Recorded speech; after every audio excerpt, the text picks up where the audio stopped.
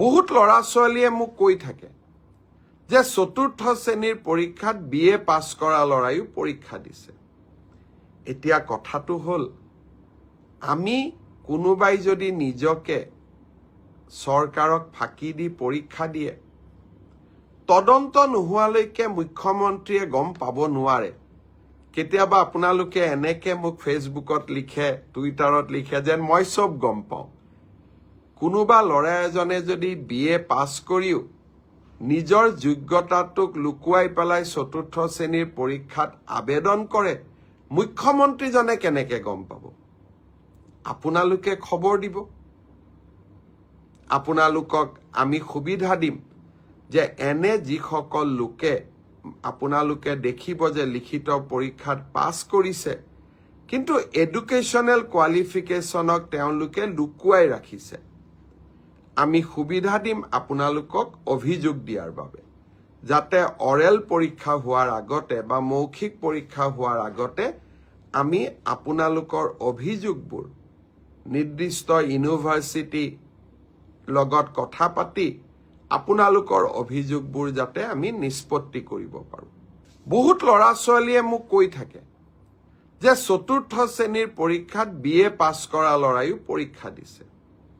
এতিয়া কথাটো হ'ল, আমি কোনোবাই যদি নিজকে চৰকাৰক ফাঁকি দি পৰীক্ষা দিয়ে, তদন্ত নোহোৱালৈকে মুখ্যমন্ত্ৰীয়ে গম পাব নোৱাৰে। কেতিয়াবা আপোনালোকে এনেকে মোক ফেচবুকত লিখে, টুইটাৰত লিখে যেন মই চব গম পাওঁ। কোনোবা ল'ৰা এজনে যদি BA পাছ কৰিও নিজৰ যোগ্যতাটোক লুকুৱাই পেলাই চতুৰ্থ শ্ৰেণীৰ পৰীক্ষাত আবেদন কৰে, মুখ্যমন্ত্ৰীজনে কেনেকে গম পাব? আপোনালোকে খবৰ দিব। আপোনালোকক আমি সুবিধা দিম যে এনে যিসকল লোকে আপোনালোকে দেখিব যে লিখিত পৰীক্ষাত পাছ কৰিছে, কিন্তু এডুকেশ্যনেল কোৱালিফিকেশ্যনক তেওঁলোকে লুকুৱাই ৰাখিছে, আমি সুবিধা দিম আপোনালোকক অভিযোগ দিয়াৰ বাবে, যাতে অৰেল পৰীক্ষা হোৱাৰ আগতে বা মৌখিক পৰীক্ষা হোৱাৰ আগতে আমি আপোনালোকৰ অভিযোগবোৰ নিৰ্দিষ্ট ইউনিভাৰ্চিটি লগত কথা পাতি আপোনালোকৰ অভিযোগবোৰ যাতে আমি নিষ্পত্তি কৰিব পাৰোঁ।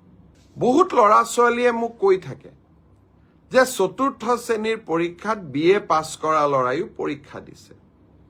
এতিয়া কথাটো হ'ল, আমি কোনোবাই যদি নিজকে চৰকাৰক ফাঁকি দি পৰীক্ষা দিয়ে, তদন্ত নোহোৱালৈকে মুখ্যমন্ত্ৰীয়ে গম পাব নোৱাৰে। কেতিয়াবা আপোনালোকে এনেকে মোক ফেচবুকত লিখে, টুইটাৰত লিখে যেন মই চব গম পাওঁ। কোনোবা ল'ৰা এজনে যদি BA পাছ কৰিও নিজৰ যোগ্যতাটোক লুকুৱাই পেলাই চতুৰ্থ শ্ৰেণীৰ পৰীক্ষাত আবেদন কৰে, মুখ্যমন্ত্ৰীজনে কেনেকে গম পাব? আপোনালোকে খবৰ দিব। আপোনালোকক আমি সুবিধা দিম যে এনে যিসকল লোকে আপোনালোকে দেখিব যে লিখিত পৰীক্ষাত পাছ কৰিছে, কিন্তু এডুকেশ্যনেল কোৱালিফিকেশ্যনক তেওঁলোকে লুকুৱাই ৰাখিছে, আমি সুবিধা দিম আপোনালোকক অভিযোগ দিয়াৰ বাবে, যাতে অৰেল পৰীক্ষা হোৱাৰ আগতে বা মৌখিক পৰীক্ষা হোৱাৰ আগতে আমি আপোনালোকৰ অভিযোগবোৰ নিৰ্দিষ্ট ইউনিভাৰ্চিটি লগত কথা পাতি আপোনালোকৰ অভিযোগবোৰ যাতে আমি নিষ্পত্তি কৰিব পাৰোঁ।